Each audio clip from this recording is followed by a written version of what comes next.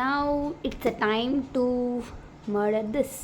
இதுக்கு நான் கத்தி எடுத்துக்கிட்டேன் அண்ட் தென் பீலர் எடுத்துக்கிட்டேன். இதில் வந்து நம்ம அப்படியே இப்படி வந்து ஆஃப் சிமெட்ரியாக வெட்டி ஒரு ஆஃப் தான் இப்போ குக் பண்ண போகிறோம், இன்னொரு ஆஃப் இன்னொரு நாள் குக் பண்ண போகிறோம்.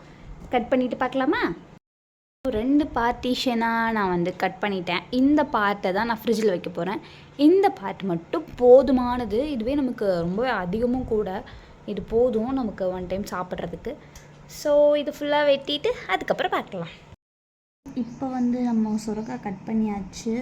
நான் கூடவே வந்து குழம்புக்கு தேவையான வெங்காயம், தக்காளி ரெண்டுமே கட் பண்ணிட்டேன்.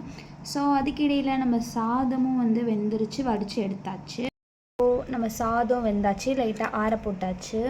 இப்போது நம்ம குழம்பு வைக்க போகிறோம், நெக்ஸ்ட் ப்ராசஸாக பண்ண போகிறோம். ஸோ நான் எடுத்திருந்தேன் இல்லையா சுரக்காய், அது வந்து ரொம்ப எனக்கு அதிகமாக இருந்துச்சு. ஸோ நான் அதுலேயும் அந்த ஆஃப்லேயும் நான் ஆஃப் தான் போட்டிருக்கேன்.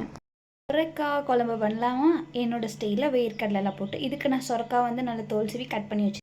இப்போது கடாய் வச்சுக்கலாம். கடாய் வச்சுட்டு நம்ம வேர்க்கடலை ஃபஸ்ட்டு வறுத்துக்கலாம். இப்போது கடாய் காஞ்சிருச்சு. இதில் நான் வந்து இந்த கரண்டியால் ஒரே ஒரு கரண்டி வேர்க்கடலை மட்டும் தான் போடுறேன்.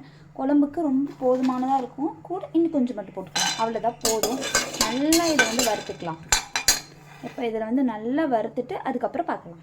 வேர்க்கடலை ஓரளவுக்கு நல்லா வந்து வறுபட்டுருச்சு, பட் இன்னும் கொஞ்சம் வறுபட்டும். இந்த டிஷ்க்கு ஒரு சூப்பர் ஹீரோவே நம்ம வேர்க்கடலை போடுறது தான்.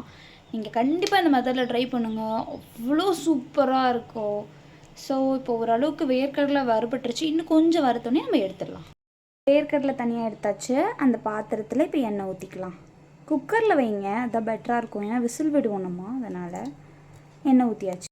காஞ்சிருச்சுன்னா அதில் வந்து கடுகு போடுறேன். கடுகு நல்லா பொரியட்டும். இப்போது கடுகு நல்லா பொரிஞ்சிருச்சு அளவுக்கு. இப்போ நம்ம வெட்டி வச்சு வெங்காயம் போட்டுக்கலாம். இப்போது வெங்காயம் நல்லா வதங்கட்டும். வெங்காயம் வதங்கினதுக்கப்புறம் தக்காளி போட்டுக்கலாம். ஓகேங்களா? வெங்காயம் வதங்கட்டும். இப்போது ஆனியன் ஒரு அளவுக்கு நல்லா வதங்கிருச்சு. ஸோ நம்ம தக்காளி ஆட் பண்ணிக்கலாம். இப்போது நம்ம வெட்டி வச்சுருக்க தக்காளியை இதுக்குள்ளே ஆட் பண்ணிக்கலாம். கொஞ்சமாக உப்பு மட்டும் போட்டு நல்லா ஒரு மிக்ஸ் கொடுத்துடலாம். தக்காளி நல்லா வதங்கட்டும்.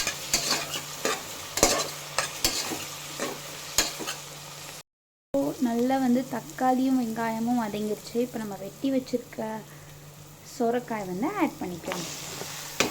ஆட் பண்ணி நல்லா மிக்ஸ் கொடுத்துட வேண்டியது தான். இப்போது இது நல்லா ஒரு மிக்ஸ் பண்ணியாச்சு. இப்போ இதில் நான் வந்து தேவையான உப்பு வந்து போட்டுக்கிறேன், குழம்புக்கு தேவையான அளவு. கொஞ்சம் மஞ்சள் பொடி. இப்போது இது நல்லா குக் ஆகுது. இந்த டைமில் நான் 1 ஸ்பூன் வந்து குழம்பு மிளகாய்த்தூள் போட்டுக்கிறேன். அவ்வளோதான், நல்லா ஒரு மிக்ஸ் கொடுத்தாச்சு. இப்போது குழம்புக்கு தேவையான அளவுக்கு தண்ணி ஊற்றிக்கலாம். நல்லா ஒரு 3 விசில் விடணும், அதுக்கேற்ற மாதிரி தண்ணி ஊற்றிக்கோங்க. இப்போது தண்ணி ஊற்றி எனக்கு தேவையான அளவுக்கு தண்ணி நான் 2 டம்ளர் தான் ஊற்றிருக்கேன், அது போதும். எனக்கு கொஞ்சம் குழம்பு திக்காகவே வேணும். அதுவும் இல்லாமல் நம்ம வேர்க்கடலை போட்டால் இன்னும் திக்காகும். ஸோ எனக்கு வந்து இப்போ இது நல்லா ஒரு கொதி வந்ததுக்கப்புறம் நான் குக்கரோட மூடி போட்டு 3 விசில் விட போகிறேன். இப்போ குழம்பு வந்து கொதிக்க ஸ்டார்ட் பண்ணிடுச்சு. இன்னும் ஒரு 5 மினிட்ஸில் நல்லா கொதிச்சிரும். அதுக்கப்புறம் மூடி போட்டுடலாம். இந்த சமயத்தில் நம்ம வறுத்து வச்ச வேர்க்கடலை நல்லா ஆறிடுச்சு. தோல் நீக்கி எடுத்து அரைச்சி வச்சுக்கலாம். இப்போ வேர்க்கடலை வந்து நல்லா தோலெல்லாம் நீக்கியாச்சு. இப்போ நம்ம இதை நல்லா வந்து கொரன்னு அரைச்சிட்டு வந்துடலாம். அதுக்குள்ளே நம்மளோட குக்கரில் வச்சுட்டு வந்தோம் இல்லையா குழம்பு, அதுவும் ஓரளவுக்கு கொதிச்சிருச்சு, விசில் வந்துடுச்சு. இப்போ நம்ம வந்து அந்த பவுடரை அரைச்சிட்டு வந்துட்டோம். நல்லா கொரன்னு வேர்க்கடலை அரைச்சாச்சு.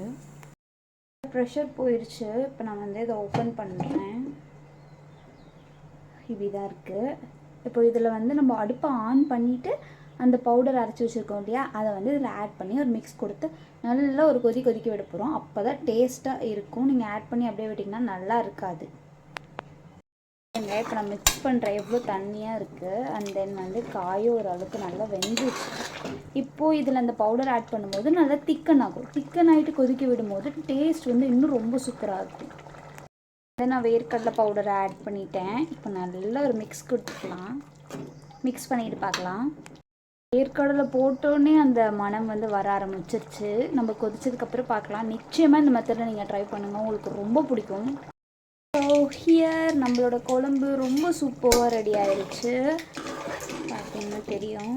அவ்வளோதான், நான் இப்போ ஆஃப் பண்ணிட போகிறேன். இந்த ரெசிபி உங்களுக்கு பிடிச்சா மறக்காமல் லைக், ஷேர் அண்ட் சப்ஸ்கிரைப் பண்ணிக்கோங்க. இது நீங்கள் ட்ரை பண்ணிட்டீங்கன்னா மறக்காமல் கமெண்ட் பண்ணுங்கள்.